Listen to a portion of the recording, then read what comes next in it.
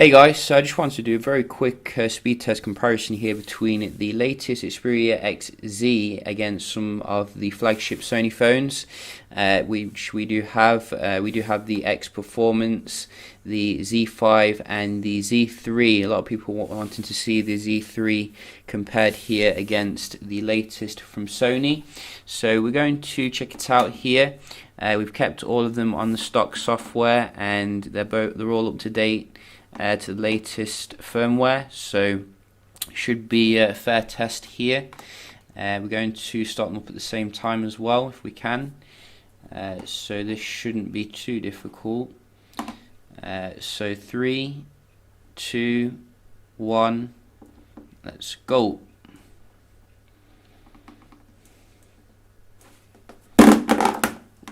Oh dear, we did land the X Performance on its face. I guess it deserves it really.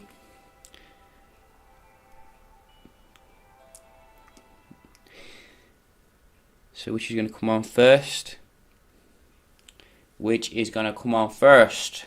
XZ for the win. Oh no, Z3. You see, I told you, 2014 pinnacle of technology. Everything, you know, is slow and buggy. Z5, XZ third. Wow, that's pretty bad. And as expected, the X Performance last here. Did anyone actually buy the X Performance? I don't know. Probably I was the only one who bought it. But you can get some good deals on it actually now, because obviously the XZ has come out and supplanted it. But we're going to have a look here at the performance, see if there's any improvement. So you can see straight away there's definitely improvement when it comes to displays. I think they are all on roughly the same brightness here, and you can see the X Performance and the XZ, very nice. I also like the way that Sony's made a curved display here, which kind of curves around the outside.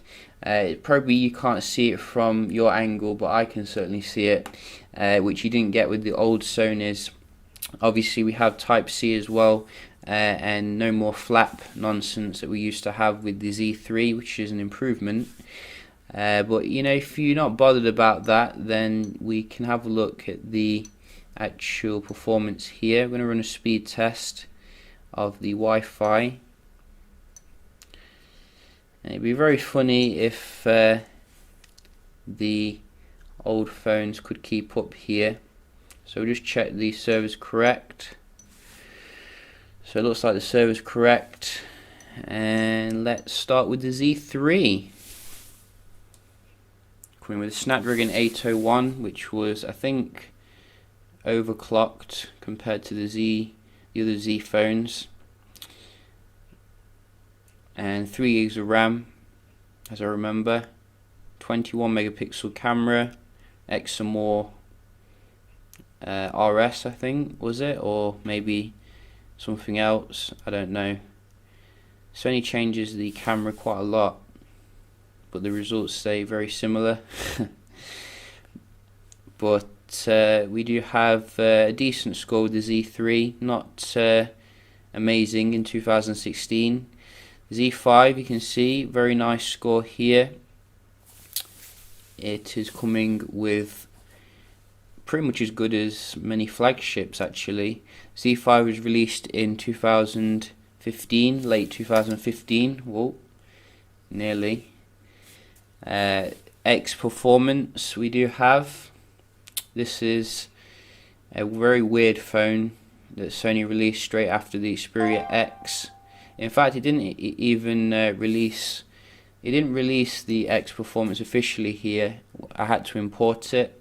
So, very weird phone, but it does have a compact kind of build quality, 5 inches, which is a little bit smaller than these phones. So, if you do like that, that could be nice.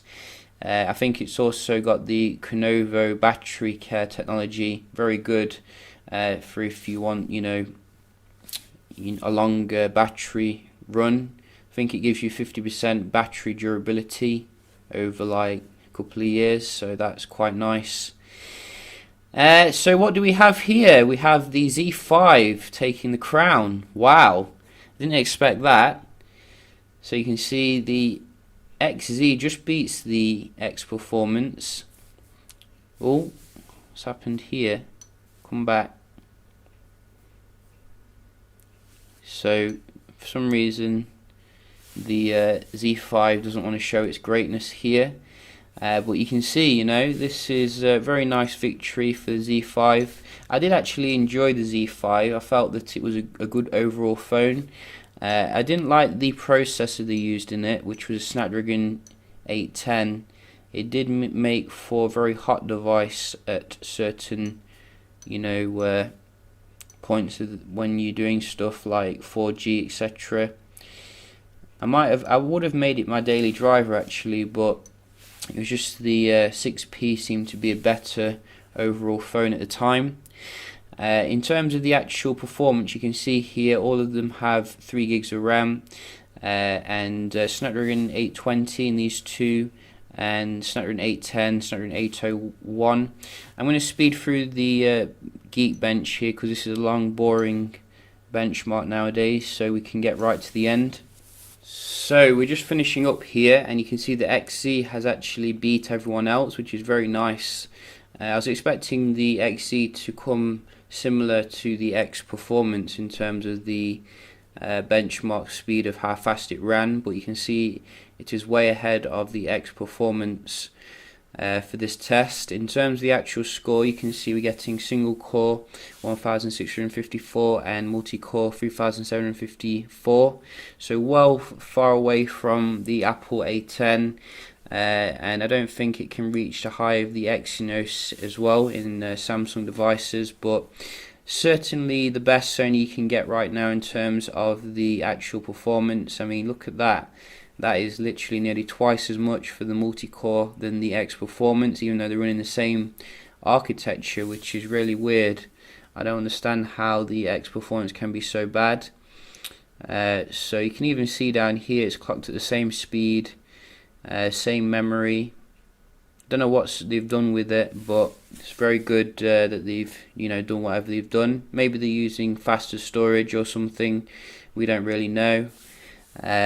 You can have a look as well at the comparison here. So I think the S7, you can see Exynos AA90 coming with slightly more single core, and also Note 7, which is in the landfill right now.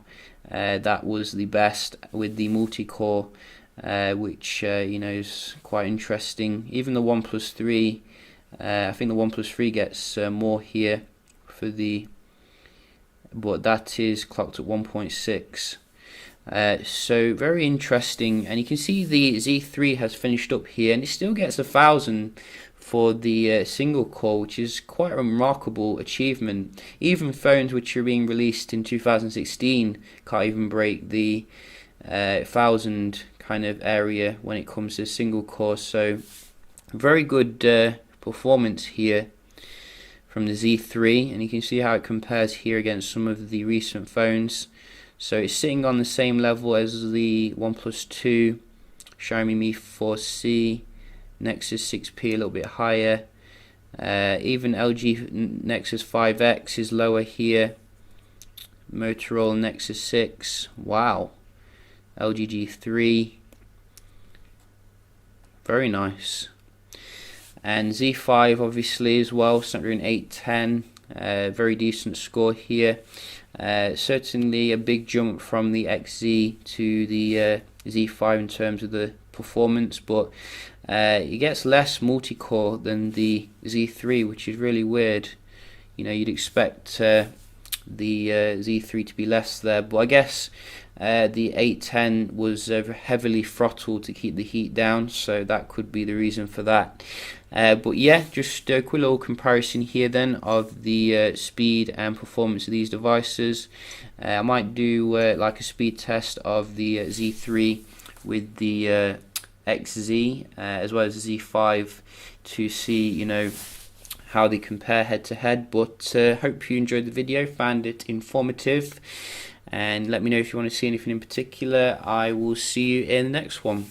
Cheers.